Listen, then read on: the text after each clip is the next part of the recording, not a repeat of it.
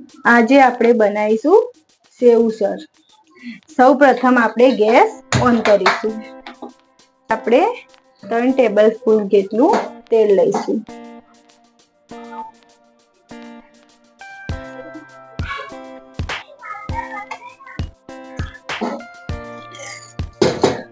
હવે તેલને ગરમ થવા દઈશું। ત્યારે આમાં મીડિયમ સાઈઝની 4 ડુંગળી, 4 મરચા, આદુનો 1 ટુકડો અને 10 લસણની કળી એની મેં સરસ પેસ્ટ બનાવી દીધી છે સરસ। અને આમાં 4 મીડિયમ સાઈઝના ટામેટાની પેસ્ટ બનાવી દીધી છે।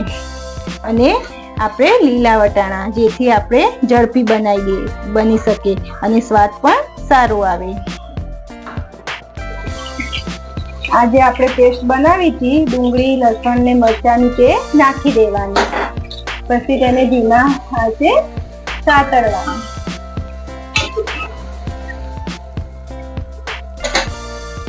સરસ આછા પિંક કલરની થાય ત્યાં સુધી પેસ્ટને સાતળવાની।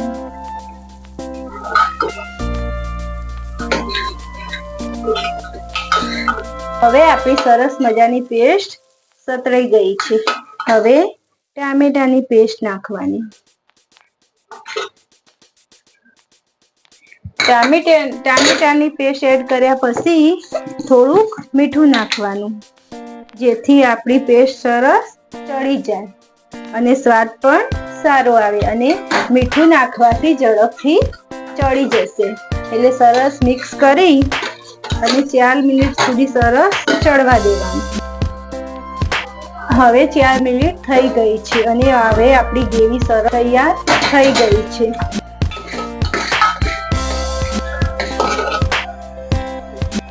તેલ પણ સાઈડોથી છૂટું પડવા માંડ્યું છે। હવે ઉસળ મસાલો ના હોય તો 1 ચમચી જેટલો પાવભાજી મસાલો, 1 ચમચી જેટલું ધાણા જીરું, 1 ચમચી જેટલું લાલ મરચું, અડધી ચમચી જેટલી હળદર અને 1 ચમચી જેટલો ગરમ મસાલો નાખી દેવાનો અને પછી સરસ મિક્સ કરી લેવાનું મસાલાને।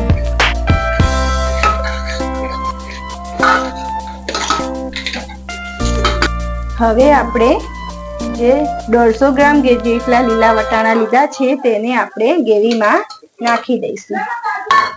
અને સેવસર બનાવતા એટલું ધ્યાન રાખવાનું કે ડુંગળી, લસણ અને મરચાની પેસ્ટ જ બનાવવાની, જેથી આપણા વટાણા છે તેને સરસ કોટિંગ આપે। હવે 1 ગ્લાસ ભરી અને પાણી નાખીશું અને સરસ મિક્સ કરી દેવાનું અને પછી સરસ મિક્સ કરી અને ધીમા આંચે 1 વિસલ કરી લેવાની। હવે આપણું સેવસર 10 મિનિટ પછી સરસ રેડી છે। હવે આપણે ચેક કરીશું અને પછી ચણાના લોટની 1 ચમચી જેટલી ગ્રેવી ઉમેરી દેવાની। પછી બરાબર ચમચીથી મિક્સ કરી દેવાનું।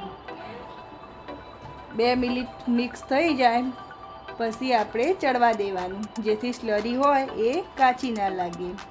ચડી જાય એટલે સરસ સ્મેલ આવવા માંડી છે। હવે આપણે સર્વ કરીશું। સરસ મજાનું ગ્રેવીવાળું સેવસર તૈયાર છે। તેને આપણે કાઢીશું વાટકીમાં।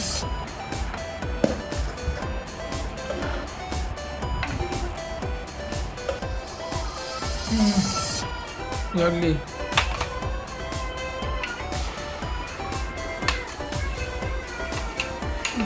ચાલુ રાખજો સેવ નાખો ઉપર।